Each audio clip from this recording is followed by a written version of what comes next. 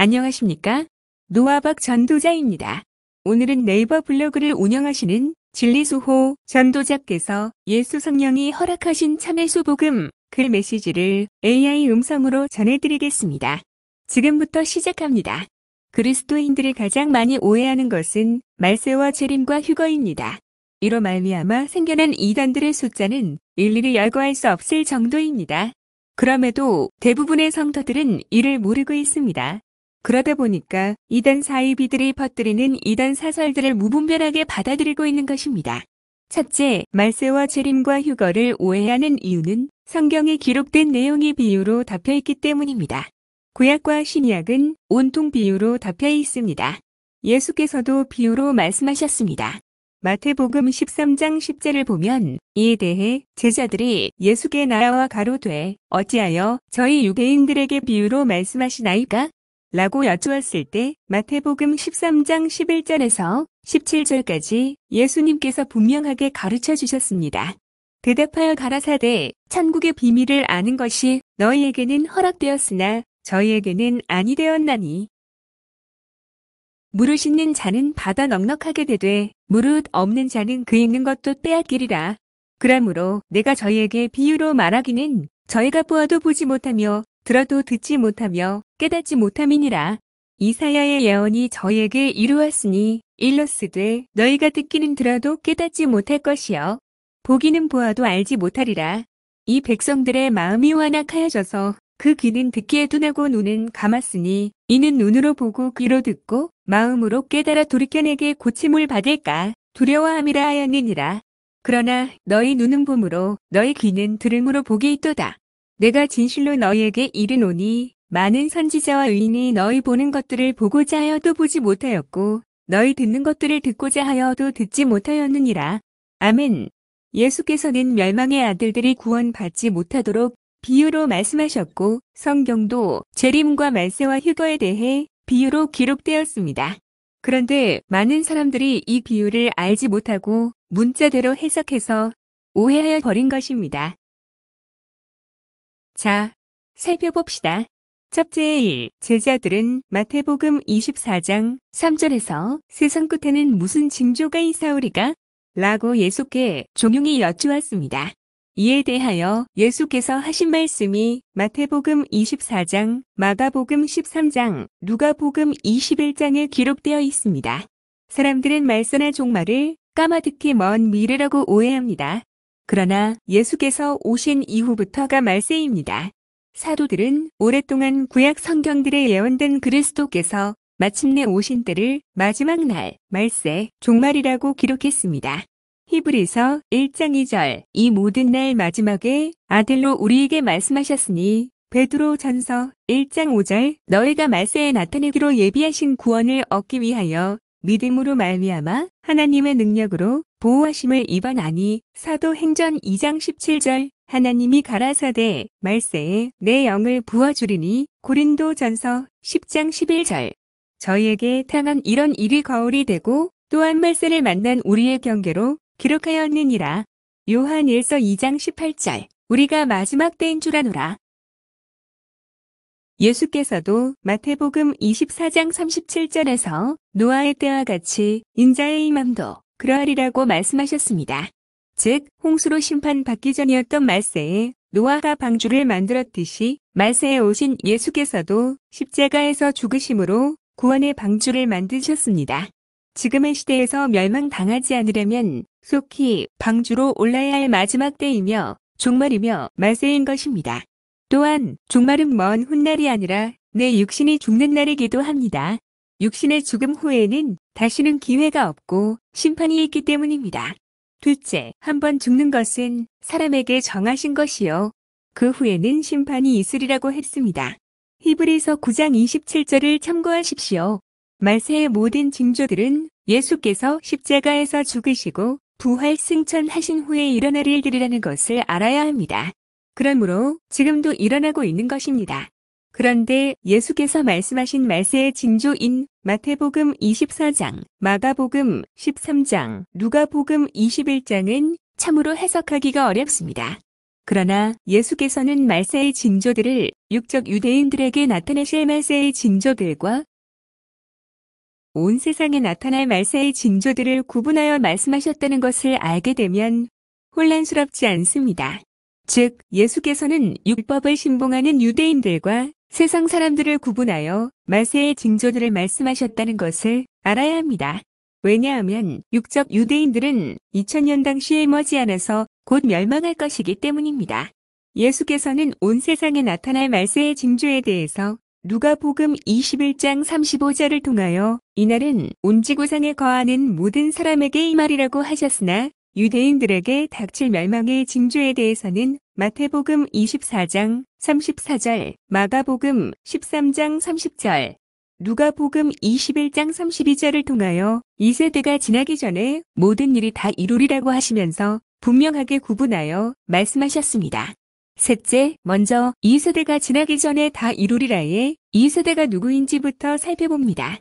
예수께서는 유대인들에게 나타날 멸망의 징조들에 대해 마태복음 24장 15절에서 34절까지에서 말씀하셨는데 특히 34절을 보면 이 세대가 지나가기 전에 이 일이 다 이루리라고 하셨습니다. 이 세대란 누구입니까? 이 세대는 예수께서 악하고 음란한 세대라고 꾸짖으신 유대인들입니다. 마태복음 12장 39절 및 마태복음 16장 4절을 참고하십시오. 예수께서 공생애를 시작하시면서 유대인들의 병을 고치시고 귀신을 쫓아내고 오병이어의 표적을 보이실 때는 수많은 유대인들이 따랐으나 정작 복음을 자세하게 전하시자 모두 다 예수님을 버리고 떠나버렸습니다. 요한복음 6장 26절에서 66절까지를 참고하십시오. 즉, 유대인들은 예수님의 표적만 따랐을 뿐 복음은 배척했던 것입니다. 오늘날의 현대교회도 마찬가지입니다.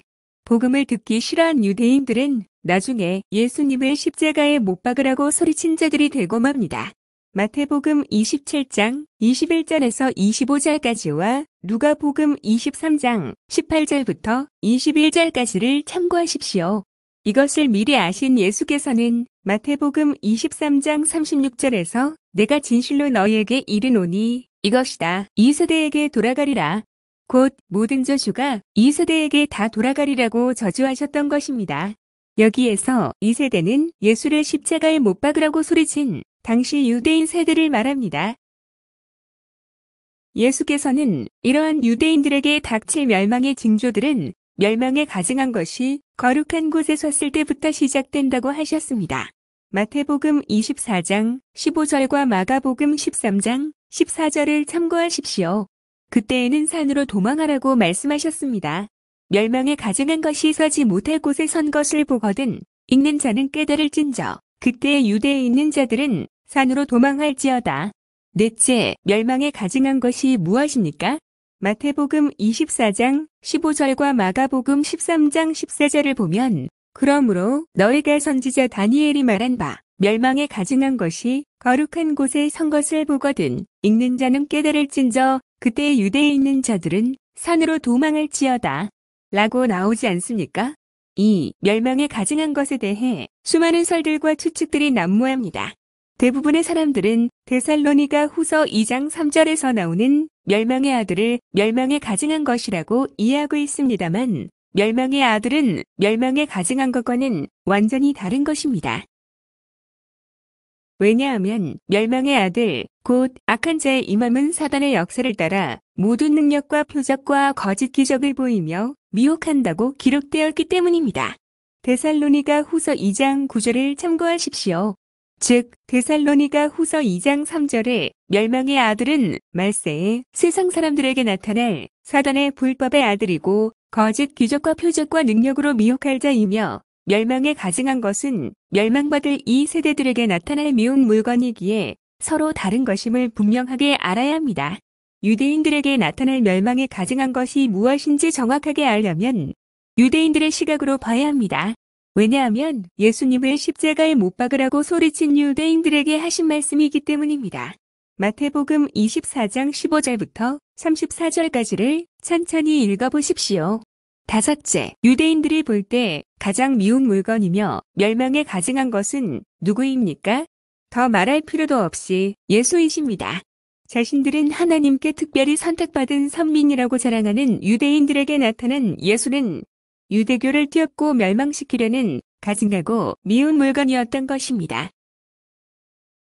유대인들이 볼 때 감히 자신을 하나님의 아들이라면서 하나님을 참칭, 곧 분수에 넘치게 스스로를 임금이라고 하는가 하면 거룩하게 지켜야 하는 시길의 병을 고치며 안식일을 범하고 또 존경받는 선생들인 바리새인들과 서기관들에게 화 있을진저 너희 아비는 마귀라고 저주하기도 하고 한 걸음 더 나아가 유대인들이 매일 제사를 드리는 거룩한 성전이 돌 하나도 남지 않고 다 무너진다고 저주하는 예수야말로 유대교를 멸망케 할 가증하고 미운 물건이었던 것입니다. 마태복음 26장 61절 및 마가복음 14장 58절을 참고하십시오. 뿐만 아니라 예수는 율법으로 구원받으려는 유대인들을 향하여 마태복음 18장 8절 9절에서 내 손과 발을 찍어내고 눈을 빼어내버리라고 꾸짖으셨던 것입니다. 이러한 예수는 유대인들이 볼 때 다니엘 9장 27절에 나오는 매우 생포한, 그러니까 잔인하고 포악한 미운 물건인 것입니다. 이스라엘 대부분의 유대인들은 마태복음 26장 61절과 마가복음 14장 58절에 나오는 성전을 무너뜨리려는 가증하고 미운 물건인 예수님을 죽이라고 소리쳤고 결국 십자가에 매달아 멸망시켜버렸던 것입니다. 즉 멸망에 가증한 것은 예수 자신을 말한 것입니다. 예수께서는 유대인들에게 가증한 것이 거룩한 곳에 선 것을 보거든 읽는 자는 이를 깨달으라고 마태복음 24장 15절에서 강조하셨습니다. 왜 읽는 자는 깨달아야 할까요? 자신들의 십자가에 매단 멸망에 가증한 것이 그리스도이심을 깨달으면 구원을 얻기 때문입니다. 여섯째, 예수께서 말씀하신 다니엘의 말한 바를 읽어보면서 멸망에 가증한 것을 자세히 살펴보겠습니다. 다니엘 9장 27절 말씀, 그가 장차 많은 사람들과 더불어 한 일의 동안의 언약을 굳게 맺고 그가 그 일의 절반에 제사와 예물을 금지할 것이며 또 잠포하여 가증한 것이 날개를 의지하여 설 것이며 또 이미 정한 종말까지 진노가 황폐하게 하는 자에게 쏟아지리라 하였느니라 하니라. 다니엘 9장 27절 중에서 잠포하여 미운 물건이 날개를 의지하여 설 것이냐의 날개가 무엇인 줄을 알면 멸망에 가증한 것이 예수 그리스도이심을 알 수 있습니다. 성경에 나오는 날개는 인도하시고 보호하시는 성령의 능력을 나타냅니다. 다음 선구들의 핵심적인 내용만 살펴봅니다. 마태복음 23장 37절 암탉의 날개 수레굽기 19장 4절 독수리 날개 이사야 31장 5절 새가 날개치며 새끼를 보호함 같이 구원하리라.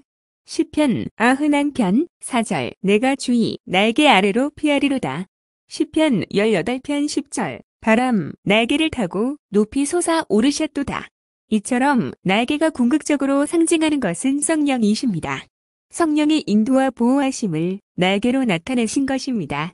그러므로 잔포하여 미운 물건이 날개에 의지하여 일어섰다는 것은 곧 성령의 능력으로 부활하심을 뜻합니다. 일곱째, 다니엘 9장 27절에 나오는 예수께서 성령 날개를 의지하여 다시 서신 것을 살펴보겠습니다. 멸망에 가증한 것이며 잠포하여 미운 물건인 예수님을 십자가에 못 박아 죽여버린 유대인들은 사흘 후에 살아나리라는 예수의 말을 기억하고 빌라도에게 건의하여 파수꾼들과 함께 무덤을 인봉하고 굳게 지켰던 것입니다. 마태복음 27장 62절에서 66절까지를 참고하십시오. 그러니까 사흘 동안 굳게 지킨 것입니다. 그럼에도 불구하고 유대인들은 예수의 시체가 없어지고 무덤이 빈 것을 보았습니다. 무덤이 빈 것을 본 유대인들은 이 사실을 대제사장들과 장로들에게 고했고 이에 당황한 대제사장들과 장로들은 마태복음 28장 11절에서 15절의 내용대로 제자들이 예수의 시체를 도적질하여 갖다 하라고 말하라면서 군병들에게 많은 돈을 주었습니다. 자신들이 굳게 지킨 무덤이 비어버리고 예수가 살아난 것을 본 유대인들은 이때가 예수를 그리스도로 받아들이고 회개할 수 있는 마지막 기회인 것을 알아야만 했습니다. 죽은 지 사흘 만에 살아났다는 것은 곧 예수가 곧 하나님이시며 그리스도이심을 명확하게 증거하셨기 때문입니다. 즉 예수께서 부활하심으로 하나님이시며 그리스도이심을 증명하신 것은 유대인들이 볼 때에 마가복음 13장 14절과 같이 멸망에 가증한 것이 서지 못할 곳인 그리스도의 자리에 선 것을 본 것입니다. 그래서 예수께서는 마태복음 24장 15절 16절을 통하여 읽는 자는 깨달을진저 라고 하시면서 산으로 도망할지어다라고 그 일이 생기기 전에 미리서부터 경고하셨던 것입니다. 다니엘 9장 27절 잠포하여 가증한 것이 날개를 의지하여 설 것이며가 이루어진 사건으로서 서지 못할 곳에 섰다. 라는 뜻은 유대인들이 죽인 예수가 성령의 능력으로 부활하셔서 영광을 받으신 것을 뜻하는 것입니다. 여덟째, 누가복음 24장 26절의 구절을 살펴보겠습니다. 그리스도가 이런 고난을 받고 자기의 영광에 들어가야 할 것이 아니냐 하시고 다니엘 9장 27절 이미 정한 종말까지 진노가 황폐하게 하는 자에게 쏟아지리라 하니라. 이미 정한 종말은 유대인들의 멸망이 정해진 것을 뜻합니다. 또한 황폐하게 하는 자에게 쏟아지는 진노는 그리스도께서 전하신 구원의 복음을 황폐하게 하려고 예수님을 죽인 유대인들에게 쏟아질 환난과 멸망을 뜻한다고 봅니다. 아홉째, 예수께서 다니엘의 말한 바를 인용하셨는데 다니엘서 12장 11절 12절 13절을 살펴봅니다. 매일 드리는 제사를 폐하며 멸망케 하는 미운 물건을 세울 때부터 1290일을 지낼 것이요. 너는 가서 마지막을 기다리라. 이는 네가 평안히 쉬다가 끝날에는 네 합을 누리리라. 매일 드리는 제사와 예물을 금지하고 폐했다는 뜻은 무엇일까요?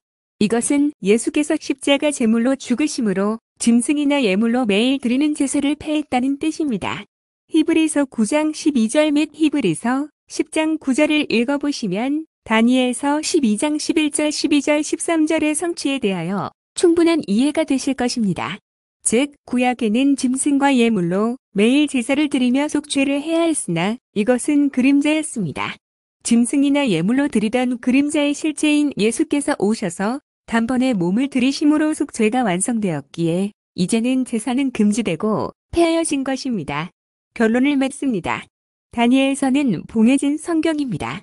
다니엘 12장 9절에 나온 것처럼 악한 자에게는 알지 못하도록 비밀로 붙이셨지만 지혜 있는 자는 깨닫는다고 하셨습니다. 다니엘 12장 10절 말씀. 악한 자는 아무도 깨닫지 못하되 오직 지혜 있는 자는 깨달으리라. 그렇다면 성경이 말씀하는 지혜 있는 자란 누구일까요? 그것은 인간의 지혜가 아니라 이사야 11장 2절에 지혜와 총명하시니신 성령과 함께하는 자가 지혜 있는 자인 것입니다. 그러므로 남의 성경이나 비유를 알고자 하거든 사람의 가르침을 좇지 말고 성령께 기도하시기 바랍니다. 멸망에 가증한 것에 대한 수많은 온갖 설들이 난무하지만 성경은 오직 예수를 기록한 책임을 아시고 바르게 읽으시기를 권면하고 싶습니다. 요한복음 5장 39절 말씀, 너희가 성경에서 영생을 얻는 줄 생각하고 성경을 상고하거니와 이 성경이 곧 내게 대하여 증거하는 것이로다. 사도 바울도 구원과 상관없는 쓸데없는 지식은 오히려 구원을 혼란케 하여 구원을 방해하는 배설물일 뿐이라고 말했습니다.